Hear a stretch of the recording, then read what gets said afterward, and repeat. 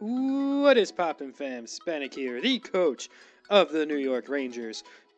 And this is week 2 of the ICBA. We are taking on the commish and defending champion himself, Johnny GB here, the coach of the Oregon Duckletts.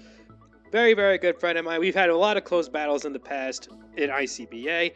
I think we played Season 2? May have been Season 2.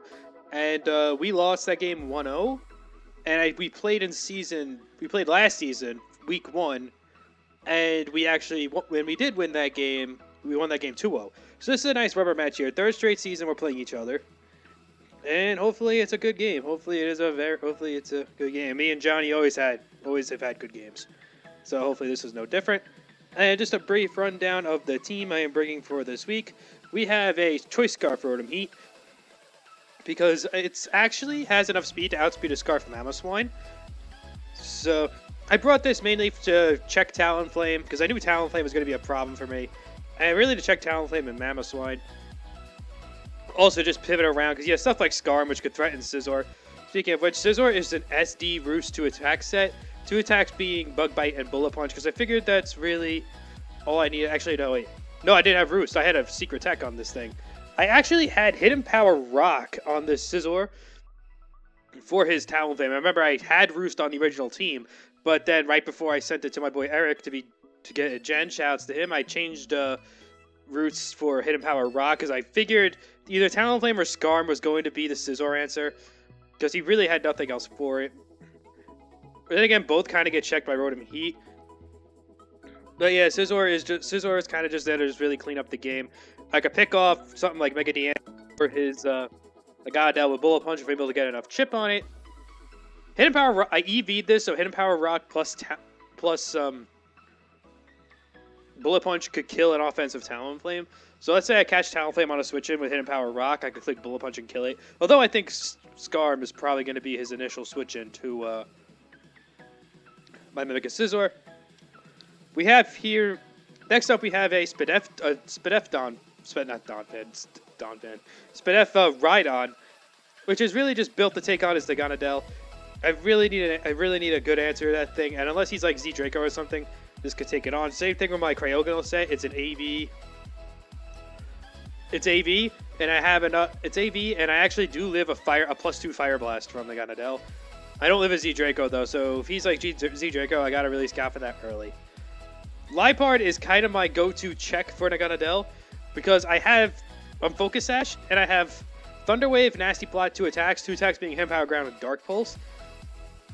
And really what I plan to do with this thing is, let's say Dagonadel gets a kill, I go into Liepard, I could click T-Wave on it, get the Paralysis, so that way maybe I get Parahax or something, and I could live any hit, and then I could live any one hit as Focus Sash, and then I just go for like Hidden Power Ground, and that should be able to put it in range of Scizor Bullet Punch, which is fairly nice. And last bond is just Calm Mind Clefable, just as a kind of ace in the hole win condition, because I could set up on Miltank, I could set up on Miltank, I could set up on Skarmory, because of I'm Calm Mind, Soft Boil, Moonblast, and Fire Blast.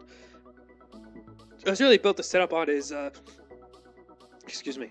I was really built to set up on his more defensive mons like Miltank or Scarm, or maybe even Talonflame, because I'm Max Fizz Def too. Okay, just really the most notable Umbring I see on his team is Tangrowth. He didn't bring his Tangrowth, which I could kind of get it, because Scizor kind of that's Scizor food. But I mean, HP Fire Set would have been, that's Scizor Rotom Heat food. But HP Fire Set could have been kind of nice. I kind of expected him not to bring it though. So that's really just the most notable thing he didn't bring. Everything else I kind of expected. Everything else I kind of did expect it. Okay, so let's see how this battle played out. Me and Johnny always have good games, so this should be a good one. Shoutouts to Aaron for recording this game, so we do get the nice Citra backgrounds. As we are being challenged by Pokemon trainer Jonathan, which may or may not be his biggest mistake. As I send out Vorophilia, my Rotom Heat, because he has really no go-to switch-in for this thing, as he leads with his Mega Diancie. And I see no reason to not fire off a Volt Switch. I do give away that I'm Choice Scarfed, but that's fine. Like, he's probably just saw my construction and kind of maybe realized I'm... So anyway, this will get some nice damage on the Mega Diancie, which is really nice, which is really crucial. So now I go out into Clefable here because it's really my best stance. It's really my best thing that he hits. He goes for Diamond Storm here, which kind of not really surprised me. I did have a Rotom Heat, but that shouldn't be enough to Tuco. That looked like a roll to Tuco.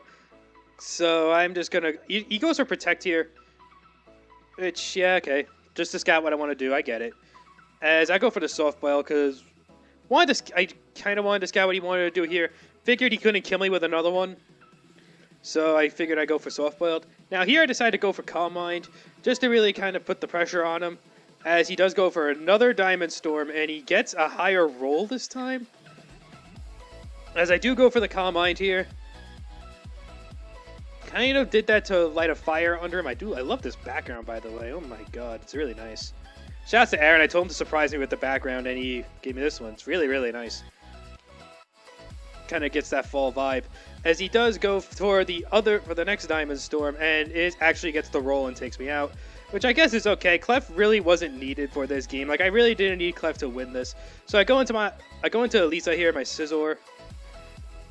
And I just threatened this thing out right away. I Mega Evolve. He actually stays in, which was kind of surprising. I didn't really expect him to stay in, but he did actually go for the Protect, so that's why he stayed in. Wanted to scout what I was going to do. I actually debated going for SD there, thinking he'd, actually debated going for SD there, thinking he'd either Protect or Switch, but I decided against going for the SD because of, he could have predicted that I went for Hidden Power Fire, so that is why I opted against that. As that Bullet Punch damage on the Talonflame reveals to me that he is a offensive variant, as he gets his leftovers, which kind of okay. That's okay. So he reveals leftovers, so he's not Z move, which is nice. I go into my Rotom because it just checks this thing. There's really nothing he could do to me. As he just taunts, that's fine. I'm a Scarf Rotom Heat, so I'm more offensive anyway. I think I had 3 attacks, and I think I had Light Screen as my 4th move too. Because this is an ace and a whole tech for the guy. As he does go into his Mamoswine here, and I make that read perfectly and go for the Overheat, predicting that. Mamoswine was such an obvious switch there. I debated going for Volt Switch, predicting like Nagana Del to come in, and then I could just go into my Liepard and T-Wave. But I figured he would go Mamoswine. As now he goes into, I think that's Nagana Del. Yeah, as now he goes into the Nagana Del. As I just go for another Overheat here, again, just to get damage, because I do outspeed Scarf Mamoswine with my Rotom, so that is why I went for the other Overheat there. As that actually did a decent amount for a -2 Overheat. So I switch out here. I go right out into my Cryogonal actually, and once again this thing just gets thrown away as he goes for Nasty Plot. I do live a +2 Fire Blast, but I don't live a +2 Z Draco. And right here, he is going to reveal the Z Draco. So, once again, AV Cryogonal just getting thrown away in back-to-back weeks. But whatever, I needed to, like, it was kind of my most expendable member. So I kind of needed that sack there. Because now after this, after I just get obliterated by this devastating Drake, I could just go into my Liepard and T-Wave this thing. So, really no big deal there that I threw away my Cryogonal. Because, I mean, I did have Rapid Spin on it, but his only removal is Defog Skarmory. So I'm not really too concerned. I hitter here my Liepard. And I'm able to just T-Wave this Nagana Del right off the bat. I had no other play. If he made the read and went for Deante, if he went hard Deante making the read there, great play on his end. But he didn't. He actually gets the Parahax here, which really, really sucks for him, because now that allows me to Nasty Plot up on this thing. Which is kind of unfortunate, because now I'm +2 and I will be able to kill with a Hidden Power Ground. As he does go for the Sludge Wave here, which I guess is unfortunate. I was just looking to kind of get damage and then go Scizor and pick him off. But I am able to now get the kill here with the Liepard instead of, I'm not able to get the kill here with Liepard instead of, what's it called? Damn. Instead of just getting damage and picking it off. He goes into Mamoswine here, and I figure, okay, yeah, I'll just trade this off for the Mamoswine, because I really don't want to switch in my Rotom here. I don't know really what I'd save this for.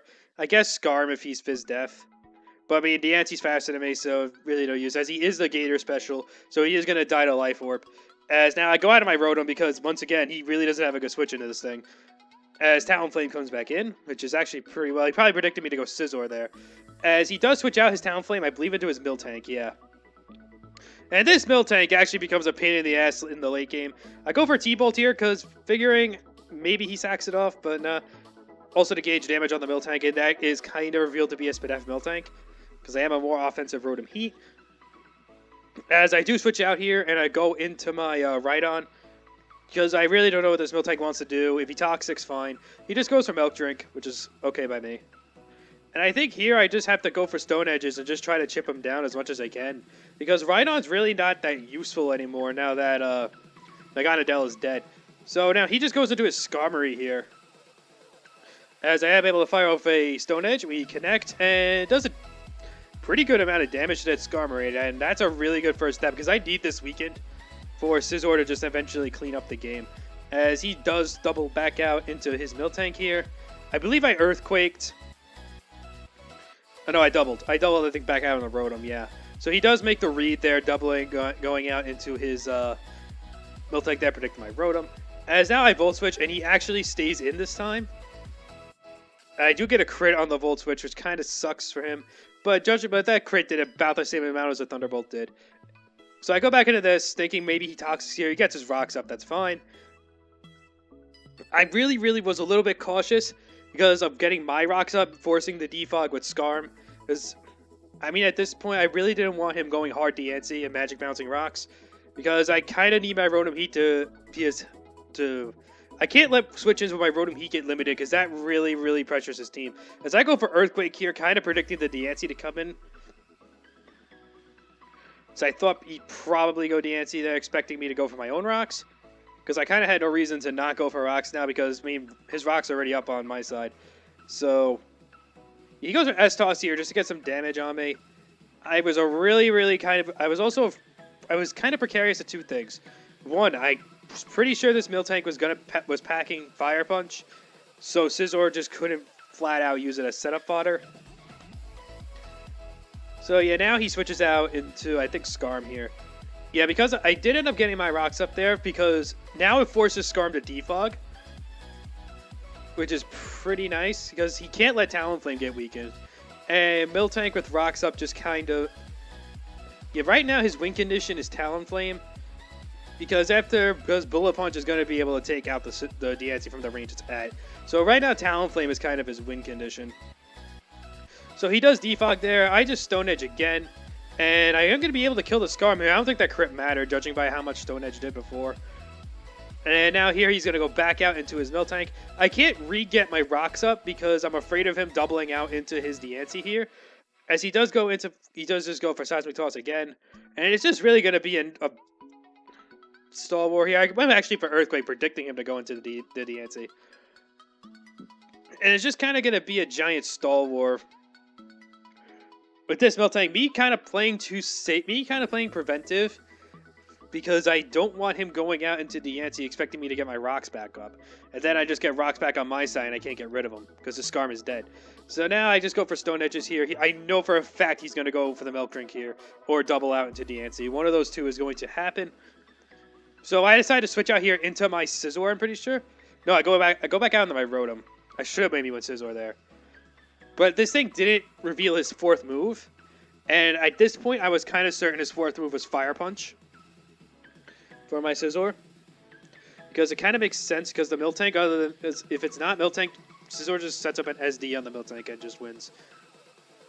So I just Volt Switch out here, and I think here I go into my Scizor. Maybe hoping to risk it.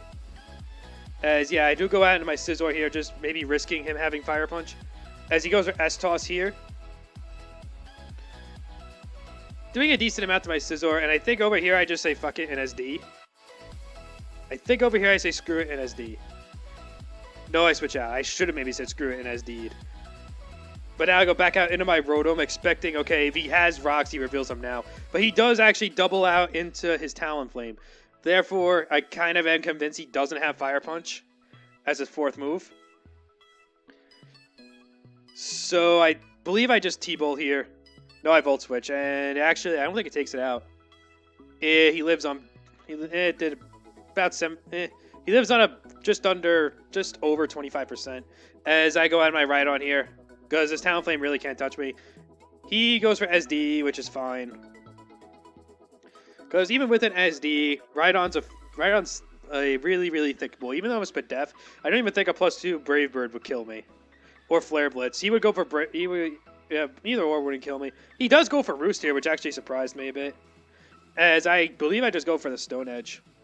Yeah, I went for the Stone Edge, like, just in case he decided to go for, like, Brave Bird or something. I knew because he had leftovers, he didn't have the natural gift grass, which was something I was kind of fearing in prep. As now DNC does come back in, and right now this is where Scizor just wins the game. As I sack off my Donphan here. Not Donphan, I keep calling Donphan Rhydon. God damn it. You know what, I'm nicknaming my Rhydon that now. I'm changing Rhydon's nickname to Donphan, effective immediately. As now Scizor comes in, and he's going to protect here. I debated going for SD to flex, but I really couldn't risk him having HP Fire here and then me just choking the game away. Because I really don't get that protect play because of, I really don't get that protect play, as Bullet Punch is going to kill you anyway. I didn't really get that protect play there, but whatever. I mean, maybe you should have, maybe you had the protect in my head, and you should have maybe just went for the Hidden Power Fire if you had it. As I go for Bug Bite here, and it doesn't kill, and I thought right there I was about to die to Fire Punch, but no, he actually doesn't have the Fire Punch. He told me after the game his last move was Heal Bell, so he actually didn't have the Fire Punch the whole time, and I was really playing preventive there to try to... I didn't want to choke the game away. I figured if I tried to set up on the Miltank, I was choking the game away if he had Fire Punch. But we are able to pick up a nice 2-0 win here against my boy Johnny GB. GG, man. This was a good game as always. And now we start out 2-0 in the ICBA, which is very, very, very nice. And next week we are taking on, I believe, Tablemon and the Chelseadra Pokemon Club. And that should be another good one. Guy we never faced before. So new challenges await us. So, Spanic out, and I will see you guys next week. Peace!